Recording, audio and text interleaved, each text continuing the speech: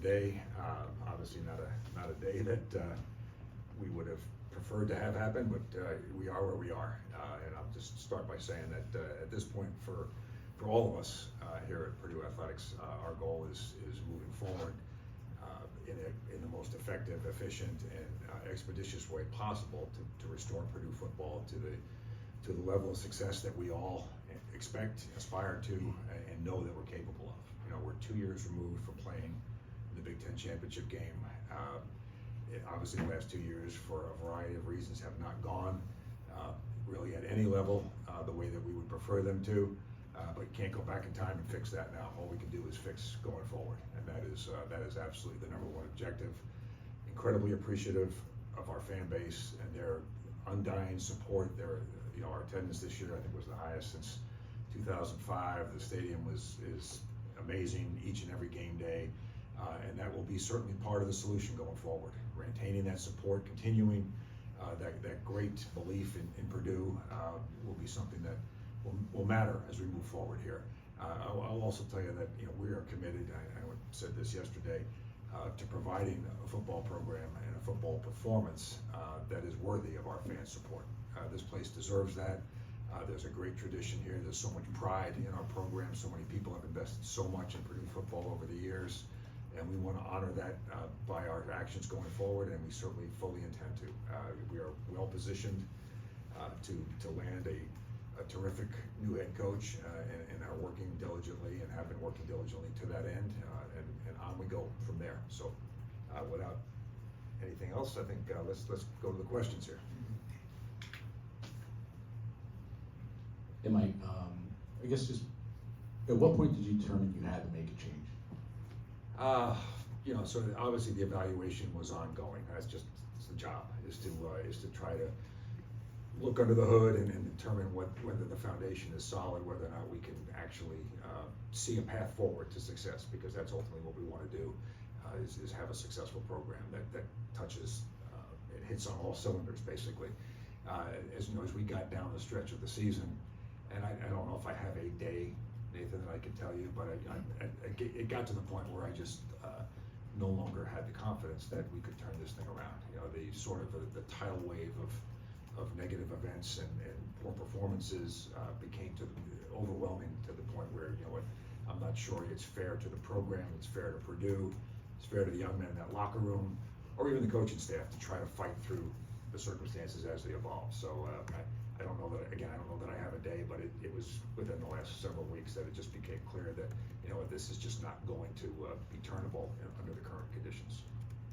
What's the timeline right now that you'd like to make this hire? And, obviously as quickly as possible. We all know the calendar and what's in front of us from a transfer portal date, from an early sign date, all of that. But you can't rush to it. We want to make sure that we're deliberate and we identify and focus on the very best candidate going forward.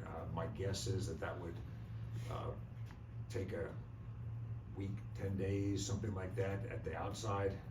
But again, that's just all dependent on circumstances. Right now it's a little bit like air traffic control. There's a lot of inbound, a lot of outbound. There's just a lot going on at this moment, but that's the way these things work. Had you been laying the groundwork for that in the background in the last few weeks? Yeah, of course, and that's the job. I mean, it's been sort of a parallel path of, okay, how do we, if we continue and stay the course, how do you support the current staff and add to that and build strength around the current situation? So we've been working to that end, but also obviously but doing a lot of background, a lot of research on the other option, which was clearly a possibility.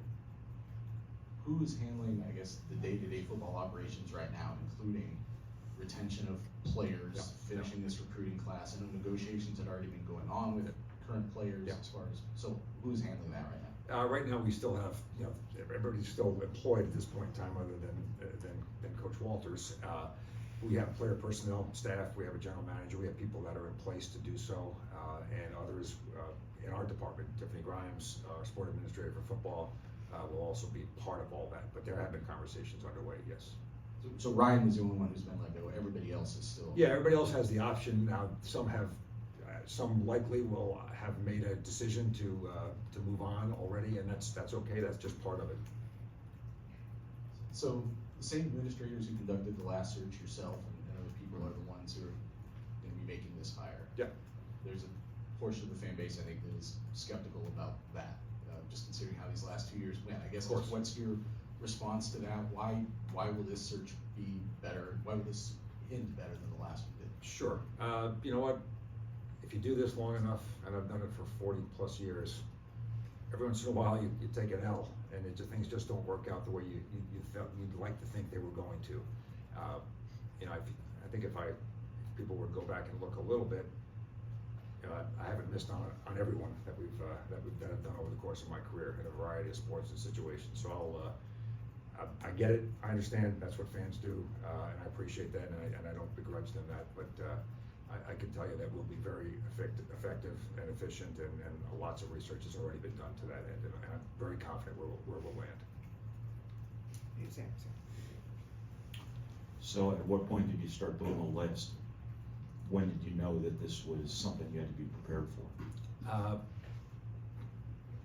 Again, I don't recall dates, Brian, to be honest with you. Weeks? But yeah, weeks. We have weeks, more than weeks. You know, that's the job, is to understand what the possibilities and options might be, have background information prepared, have a sense of direction in the event that you land here, and here we are. And so it wasn't as if yesterday, like, oh my gosh, we have a search now. Like, we need to start thinking about it. That's not how you do these things. Does some of the Particularly in this situation where, you know, we had an existing coach that was struggling. You know, our program was struggling. That's just a fact of life. So given those circumstances, you do more work, you do more preparation in the event that you have to make a change. Does the experience of the last 2 years shape what you look for now in terms of experience, in terms of offensive background, things like that? Some of the things that, you know, Ryan wasn't. Sure. I think it's a natural phenomenon that when you go in a certain direction, you hire a very strong and successful coordinator, and it doesn't work, that you then are naturally thinking about, well, maybe the profile needs to be different. Maybe we need an experienced head coach or somebody that's done it before. And that's, you know, I think the best answer that I can give you is that at the end of the day, we're going to look for the very best fit for our circumstances today, the person that we believe can most quickly and directly bring Purdue football back to a winning situation, that understands the current landscape, which is going to be different. I mean, it's not, 2025 will be different than it's ever been in the history of college football. The last 2 years, actually the last 2.5 to 3 years, with the NIL world, the way it evolved, were very different. And honestly, that world did not advantage Purdue. That was a challenge for us for a variety of reasons. Our folks don't necessarily respond warmly to the way NIL evolved in the recent past, but that's going to change as we move forward. And I think that will bring the world back to us in a very positive way, but you need a coach that understands that and that embraces that and understands that the new world is going to require a new way of thinking, and you can't dislike the way things have evolved, because they have evolved, and you've got to be able to thrive in that and find a way to be successful. And I'm certain that we'll have candidates, and we have candidates that are exactly fit that profile. That's precisely my next question. What's your presentation to your candidates to come in terms of what Purdue's going to provide from a revenue sharing perspective, and what this job is exactly going to look like? Sure, and I would say, in a very general sense, this is a really good job. Doesn't mean it's an easy job. Those are two different things. I mean, but it is a very good job. It will be a very well resourced position. We will participate fully in the revenue share situation. That is a commitment that Purdue has made, and we intend to provide our coaches. Obviously, we're talking about football today, with a very much a level playing field with the people they're competing against from a revenue share perspective. So that will be very positive. And we already bring a tremendous set of facilities. We bring a great fan base. We bring tradition of success.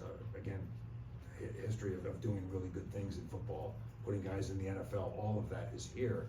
A great community. So I believe it's a very, very attractive job. Now, we're in the Big Ten. The Big Ten is 18 teams. There are no easy ones.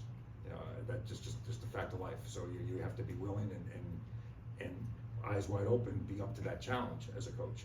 But I know there are those folks out there that will do so and be willing to take that on, because we do provide a tremendous opportunity. Just one last thing for me. what will the coalition look like that goes out and looks for this new coach? Will you use a search firm? Will the trustees be involved with Mike on his way out and things like that? Yeah, trustees and President Chang will absolutely be involved. Football's it's a big piece of the university. It's a very visible piece of the university. And certainly we'll have, the leadership will be involved. They have been involved in multiple conversations to this point in time, and they've been incredibly supportive. So I look forward to their continued involvement. I didn't touch on, you asked a question about would we go back to an offensive-minded coach, et cetera. We're gonna go back to a winning coach is what we're gonna go back to. I think you can do that in a lot of different ways. If you look at the best teams around the country right now, the profiles are across the board. You have to be good on offense, on defense, and really sound in the specialty. You can't miss on any one of those. There's maybe one school in the country that's figured out a different formula in our league, and it's because the coach is uniquely talented and experienced. Iowa tends to be good in 2 of the 3 every year, and if they win a bunch of 13 to 10s and 10 to 7s, that's unique. That's a unicorn.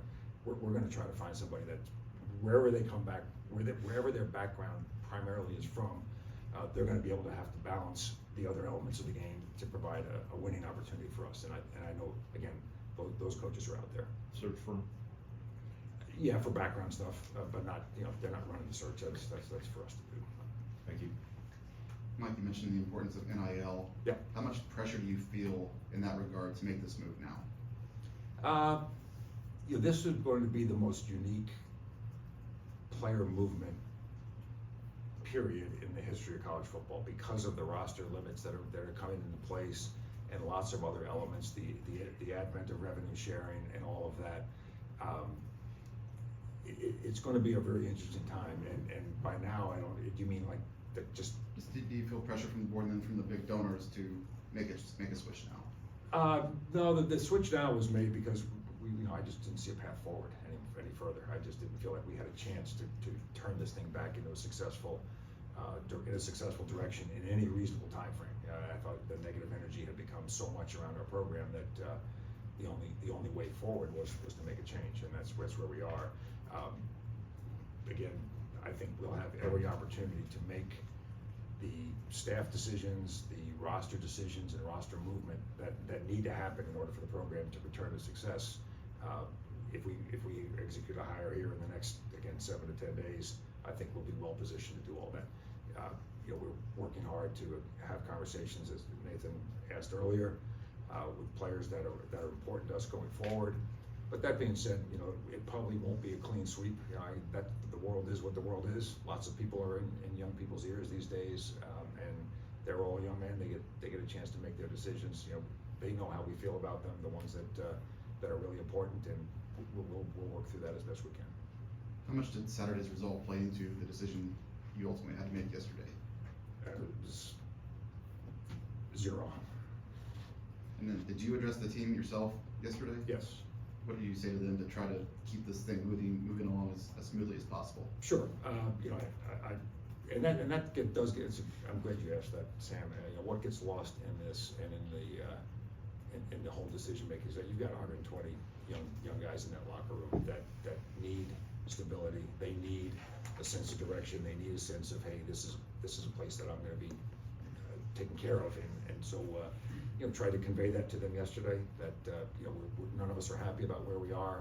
The season clearly didn't go to expectations. I told them that I believe that in that room there's more talent than we had in terms of performance this year. That our goal will be going forward to have this be the very last season that we ever experienced that feels anything like this one, and that our goal would be to go find a head coach that's able and capable of quickly assembling a staff, assembling a set of strategies and schemes, and coaching them to a place of success, and give them the experience that they deserve here at Purdue, and that we encourage them to drown out the noise here in the short run, and by short run I literally mean 7 to 10 days, whatever it takes to execute the search successfully, but to take a deep breath and not to make any rash decisions, to let it play out a little bit, and then make an informed choice and decision when the time comes. Mike, where did you tell Ryan the news, and what was his reaction to you? In my office yesterday. His reaction was professional. you know, disappointed, honestly apologetic for not having been able to do a better job and to deliver on what we all expected to have happen. But he handled himself very, very well, as did the rest of the entire staff when I met with them later on. Why do you think it didn't work for him? It's a great question. I have obviously, I think we all have spent countless moments and hours and days and observations trying to figure that out. It's you know, it's not just a one-person thing. Obviously, the head coach is critical, but it takes football is a complicated and sort of very multifaceted organization. You know, lots of pieces, lots of moving parts, and I think we had some things that worked well. I think other things just weren't up to the standard that it takes to be successful in the Big Ten and the level of competition that we were playing. And for whatever reason, the whole never became greater than the sum of the parts.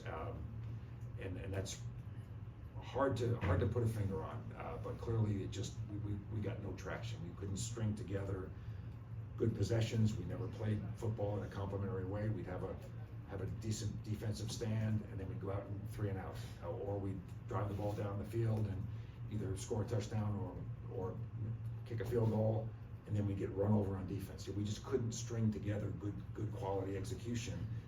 And at the end of the day, this is the ultimate game of execution. If you can't execute consistently, you're going to end up where we ended up this year, and that is a huge focus going forward.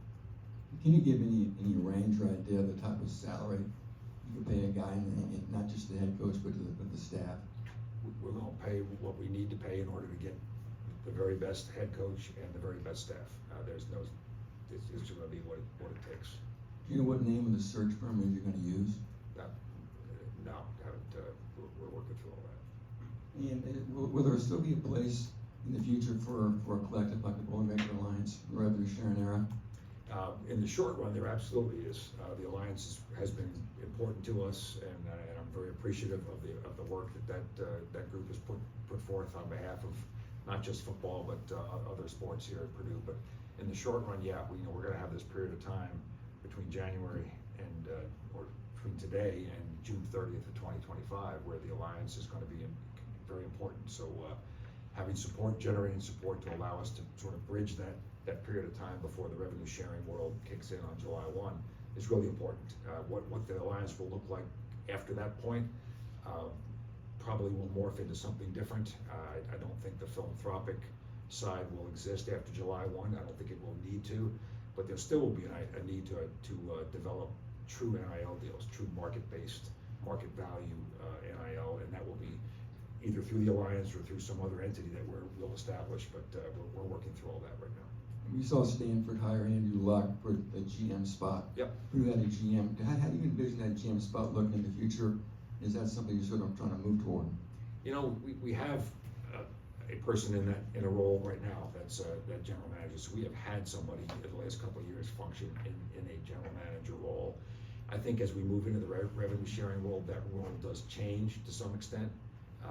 As you think about it, you probably don't want your head coach being the person involved in those conversations. You probably want a general manager type to be the one talking to players' families about what their particular arrangements might be. The head coach probably wants to be removed from that, I think, just for to provide a different type of relationship with the coach and the players. So that type of role will be even more important as we go forward into this new world. So how that specifically looks here at Purdue will be something that we'll work together with our new head coach to shape that and put together something that makes sense for Purdue. But we will have whatever resources we need in terms of personnel to execute in the new world. Last questions, please. Yeah, I just wanted to follow up on your answer to Tom about why you didn't work with Ryan, because Yep. as you were listing things there, it sounded like you were maybe getting into just infrastructure things or Yep. support things.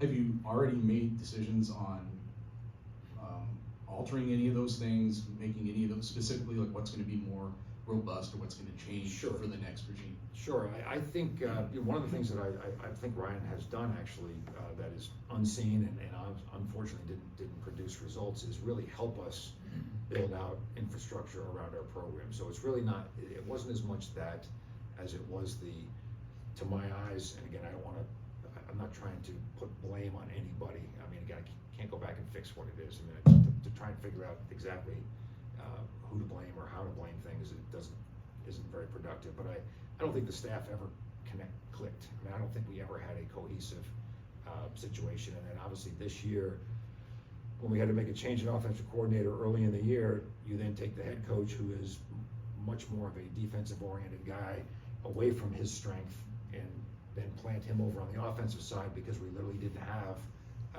a better option at that point in time, which again is an issue. I mean, the fact that we didn't have enough strength in and across the staff to say, if we make a change with Graham Harrell, here's the obvious next choice to step up.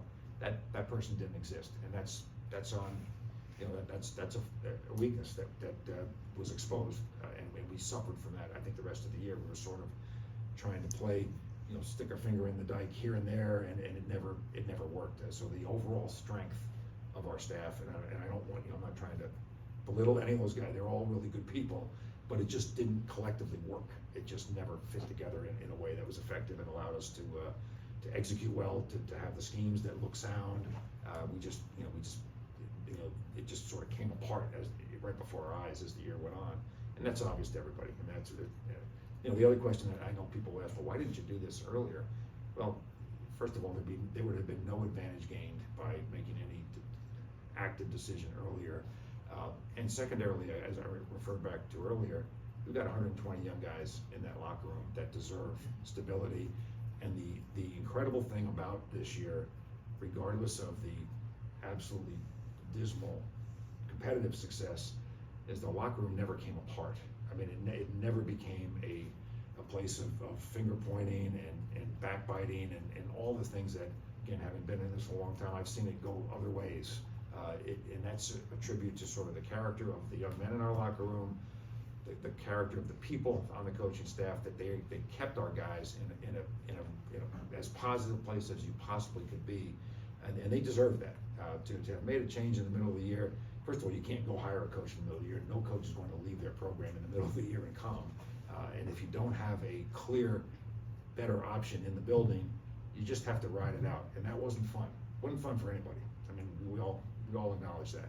But it was in our judgment, it was the most rational and reasonable course of action in the best interest of the young guys in our locker room, which again gets lost in a lot of this these days. One more from Brian, please. With that said, how important now as you look at potential candidates, Yep. is that their ability to bring staff, but now in this new world, also players with them? Yes and yes. All of that would certainly be a plus if we're able to move in that direction. That will be part of the consideration as we evaluate candidates. Who's in the best position to have sort of a quick and positive impact, understanding that we're not trying to have a great team next year. We're trying to build a great program that's going to be sustainably successful, but having some immediate success matters these days. We all get that. We all understand that. We're going to work hard to land in that place. Thank you, everybody.